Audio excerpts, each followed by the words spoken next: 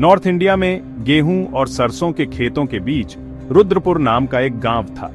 यहां जिंदगी आराम से चलती थी।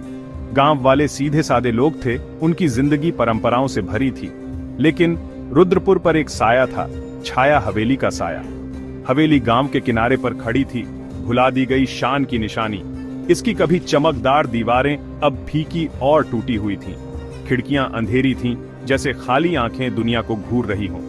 कई दुर्भाग्यपूर्ण घटनाओं के बाद हवेली को सालों से छोड़ दिया गया था, सड़ने के लिए छोड़ दिया गया था।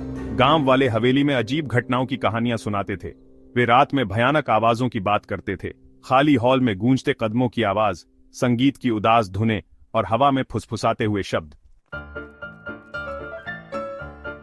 रुद्रपुर में डर एक पक्का साथी था। माता पिता ने अपने बच्चों को हवेली की तरफ देखने से भी मना किया था। सूर्यास्त के बाद तो कोई भी उसके पास जाने की हिम्मत नहीं करता था। हवेली डर का प्रतीक बन गई थी, एक ऐसी जगह जहां अंधेरा छाया रहता था। डरावनी फुसफुसाहट के बीच आरव रहता था, एक जवान लड़का जो उत्सुकता से भरा था। अपने साथियों के विपरीत आरव हवेली के रहस्यों की ओर आकर्षित था। वह अपनी दादी की कहानियां सुनते हुए अपने दिन बिताता था। वह हवेली के शानदार अतीत, भव्य समारोहों और दुखद पतन के किस्से सुनाती थी। झुर्रियों वाले चेहरे और चमकदार आंखों वाली आरव की दादी कहानियों का खजाना थीं। उन्होंने रुद्रपुर को उसके सुनहरे दिनों में देखा था, हवेली की भव्यता को अपनी आंखों से देखा था। उन्होंने इसकी खूबसूरत मालकिन छाया रानी के बारे में बताया, जो अपनी दयालुता और शालीनता के लिए जानी जाती थी। लेकिन छाया रानी पर त्रासदी आ गई, जिससे दुख और रहस्य की विरासत छूट गई। एक दिन अपनी अतृप्त जिज्ञासा से प्रेरित होकर आरव ने हवेली में जाने का फैसला किया। उसने सूरज के ढलने का इंतजार किया, जिससे गांव में लंबी परछाइयां पड़ रही थीं। जैसे ही गोधूली ने आकाश को नारंगी और बैंगनी रंगों से रंग दिया, आरव हवेली के जंग लगे फाटकों के पास पहुंचा। उसने चरमराते फाटकों को धक्का दिया और अंदर कदम रखा।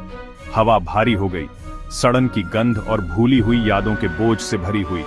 जैसे ही वह हवेली में आगे बढ़ा, उसने एक आवाज सुनी, एक धीमी सिसकी, दुख से भरी। उसने आवाज का पीछा किया। उसका दिल तेजी से धड़क रहा था।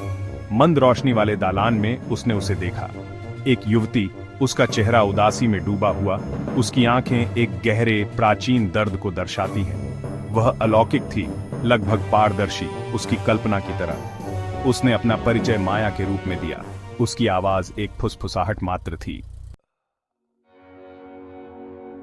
आरव को जल्द ही पता चला कि माया इस दुनिया की नहीं थी। वह हवेली से बंधी हुई थी। उसकी आत्मा अधूरे काम से नश्वर दुनिया से जुड़ी हुई थी। वह छाया रानी से जुड़ी हुई थी, जो विश्वासघात और लालच का शिकार हुई थी। माया शांति चाहती थी, सच्चाई सामने आने के लिए। साथ में आरव और माया ने हवेली के अतीत में खोजबीन की। उन्होंने छिपे हुए कमरों का पता लगाया, गुप्त संकेतों को समझा और छाया रानी की दुखद कहानी को जोड़ा। उसे उसके अपने रिश्तेदारों ने धोखा दिया था। उसकी दयालुता को विश्वासघात से चुकाया गया था। उसकी आत्मा शांति न पा सकने के कारण न्याय की तलाश में हवेली में भटकती रही। सच्चाई से लैस होकर आरव ने ग्रामीणों का सामना किया। उसने छाया रानी पर हुए अन्याय का खुलासा किया, वह अंधेरा जो उनके अपने समुदाय के भीतर पनप रहा था। शुरू में संदेह करने वाले ग्रामीण आरव के दृढ़ विश्वास और हवेली से निकलने वाले दुख से प्रभावित हुए। वे एक साथ आए, अपने पूर्वजों के पापों के लिए क्षमा मांगते हुए। पश्चाताप की लहर गांव में बह गई, जिससे भय की जगह सहानुभूति ने ले ली। जैसे ही उन्होंने सच्चाई को स्वीकार किया, हवेली पर शांति की भावना छा गई। हवा हल्की महसूस हुई, परछाइयां कम दमनकारी। अन्याय की बेड़ियों से मुक्त हुई छाया रानी की आत्मा को आखिरकार शांति मिली। हवेली अब डर का प्रतीक नहीं रही, उसका पुनर्जन्म हुआ। अपने नए उद्देश्य में एकजुट होकर ग्रामीणों ने हवेली को उसके पूर्व गौरव को बहाल किया। यह स्मरण का स्थान बन गया, छाया रानी की दयालुता के लिए एक श्रद्धांजलि और सच्चाई और क्षमा की शक्ति का प्रमाण। और परिवर्तन के बीच, आरव और माया के बीच दोस्ती का बंधन पनपा। साहस और करुणा में जाली एक बंधन। आशा की किरण आगे के रास्ते को रोशन करती है।